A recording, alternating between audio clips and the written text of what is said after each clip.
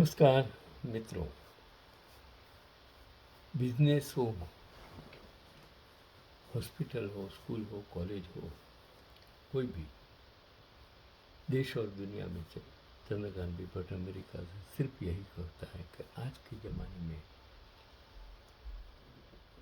आदि युग से अभी तक जो प्रगति हुई वह विज्ञान है। और विज्ञान है तो ज्ञान है, और ज्ञान है तो विज्ञान है। अगर हम ज्ञान और विज्ञान का धर्म के नाम मंदिर, मस्जिद, गुरुद्वारा में जाकर सिर्फ प्रार्थना करेंगे, लेकिन असल में श्रद्धा से काम नहीं चलता है। श्रद्धा एक और चीज़ है।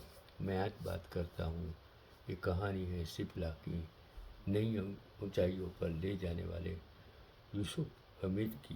जब भारत देश में सिर्फ एक दशक में हिंदू मुस्लिम चला, वही कांड गुजरात में चला और ईरान पर हमला करने से क्या मिला? कुछ नहीं मिला। जिनकी वजह से दुनिया भर में लाखों लोगों की जान बच सकती है। एक बार पीएम इंदिरा गांधी ने उनके पत्र पर कानून बदल दिया था। ऐसे होते हैं राजनेता, ऐसे होते प्राइम मिनिस्टर। एक झटके में पाकिस्तान का दो टुकड़ा कर दिया, एक झटके में शिमला को भारत देश का अभिन्न अंग बना दिया। तो वो सक्सेस स्टोरी ऑफ सिप्ला, एक नवविवाहित जोड़ी जिसे हिटलर ने अगर पकड़ लिया होता तो मार दिए जाते, एक बिजनेसमैन जिन्होंने पाकिस्तान चलने का ऑफर दिया, एक बेटा जिसने पीएम इंदिरा गांधी को पत्र लिखा तो देश का कानून बदल गया, एक कंपनी जिसने एड्स की वजह से अफ्रीका में मर रहे लाखों लोगों की जान बचाई। यह कहानी है भारत की अपनी दवा कंपनी सिप्ला की। और चलिए मैं आज बात करता हूँ, शुरू कर देता हूँ कि सिप्ला के शुरुआत की कहानी। सन 1898 में अलीगढ़ में ख्वाजा अब्दुल हमीद का एक जन्म एक संपन्न परिवार में हुआ। पिता जज थे, वह चाहते थे कि उनका बेटा वकालत की पढ़ाई करे और देश का बड़ा वकील बने।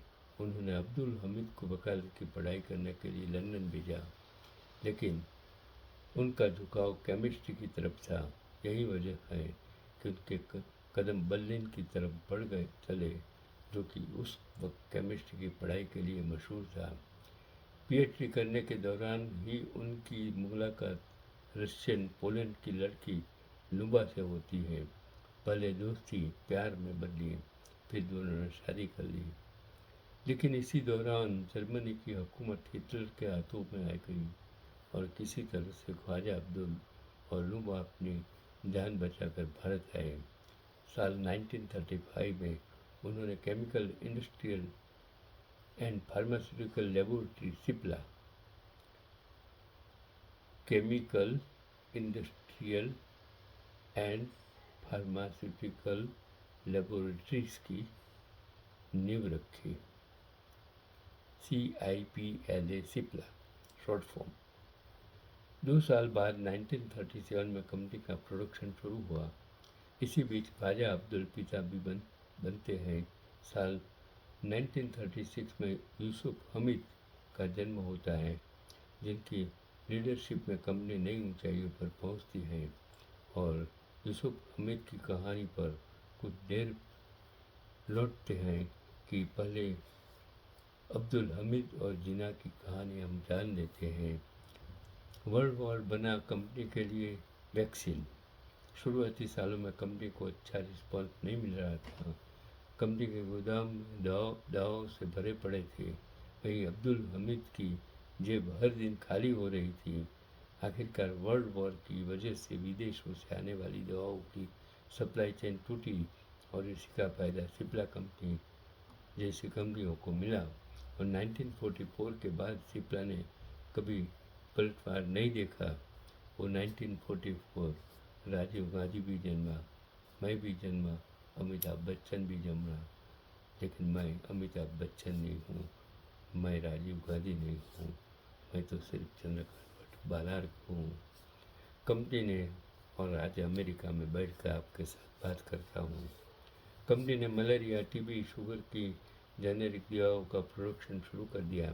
ये दवाएं भारतीय बाजार में सस्ती दरों से उपलब्ध होने लगी और जिन्ना के प्रस्ताव को इन्होंने ठोक कर मारी। कंपनी सब जब सरपट भागने लगी, तभी देश को दो टुकड़े करने का अंग्रेजी फरमान आ गया। पाकिस्तान के संस्थापक मोहम्मद अली जिन्ना ने ख्वाजा अब्दुल हमीद को पाकिस्तान चलने के लिए कहा, लेकिन उन्होंने इस प्रस्ताव को ठुकरा कर भारत में रहने का फैसला किया। हिंद यूसुफ हमीद ने कंपनी को दी ऊंचाई। इस बीच अब्दुल हमीद के बेटे कैम्ब्रिज से केमिस्ट्री में अपनी पीएचडी पूरी करके वापस भारत आ गए थे। उनके पीएचडी गाइड नोबेल पुरस्कार विजेता अलेक्जेंडर टोड थे और यूसुफ 1966 में शिपला में बतौर ट्रेनी ज्वाइन करते हैं। शुरुआती 1.5 साल उन्होंने टेबल साफ करने से लेकर दवाओं का प्रोडक्शन तक का काम किया। शिपला अब पहले से बड़ी जरूरी हो गई थी, कंपनी हो गई थी, लेकिन इसकी रफ्तार धीमी थी। 1970 के आसपास कंपनी ने प्रोपानोल नाम की एक दवा ईजाद की, लेकिन दवा के फॉर्मूला का मालिकाना हक एक अमेरिकी कंपनी के पास था। इन्होंने प्रधानमंत्री इंदिरा गांधी से इसके प्रोडक्शन को बैन करने को कहा, लेकिन यूसुफ हमीद के पत्र की वजह से देश में कानून बदल दिया गया और लोगों को दिल के रोग, माइग्रेन, ब्लड प्रेशर की सस्ती दवा मिलने लगी और लाखों लोगों की जान बचाने वाला वो मसीहा बन गया। 1990 के दशक में पहली बार यूसुफ हमीद ने HIV के विषय में एक जर्नल में पढ़ा। तब उन्हें इसके विषय में कुछ नहीं पता था, लेकिन 1993 में नेशनल केमिकल लेबोरेटरी से जुड़े डॉक्टर रामा राव आते हैं।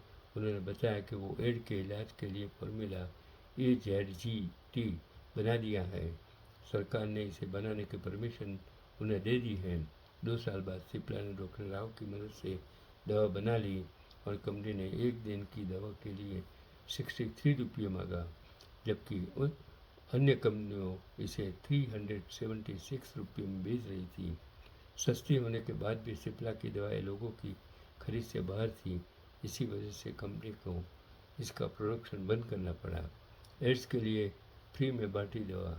साल दर साल एड्स के मामले बढ़ने लगे। साल 2000 में यूसुफ हमीद एक लंदन में एक कार्यक्रम में शामिल हुए और उन्होंने कहा कि वो एड्स की सबसे दवा बनाएंगे और उन्होंने एड्स के इलाज में प्रयोग की जाने वाली दवाओं का एक कॉकटेल तैयार करा।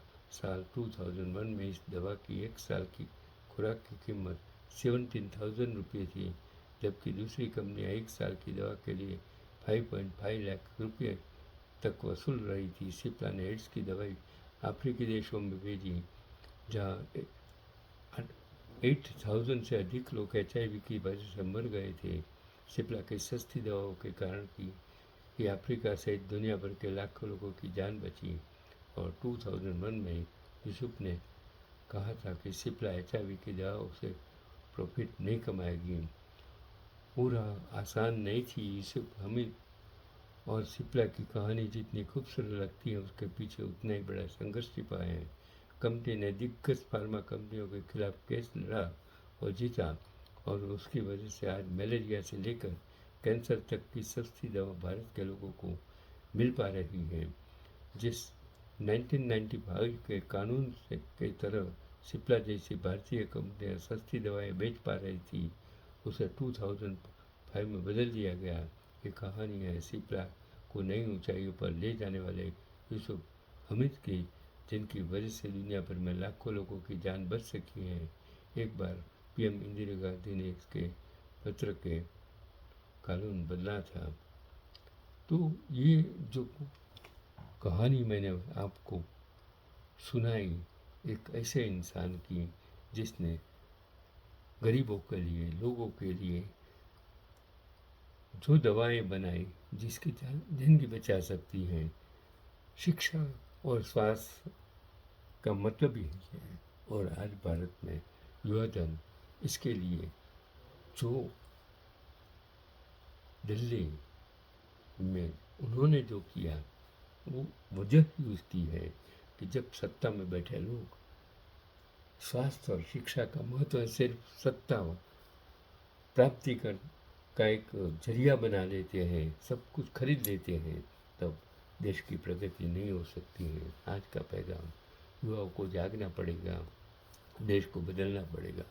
सत्ता में बैठे लोगों को सत्ता से बाहर कर देना चाहिए। जो लोग लोकशाही के लिए कलंकित काम करते हैं, युवाओं के साथ अन्याय करता है, बेरोजगारी की वजह वो हो सकते हैं, तब हमें देश को बदलना होगा। यही आज का पैगाम।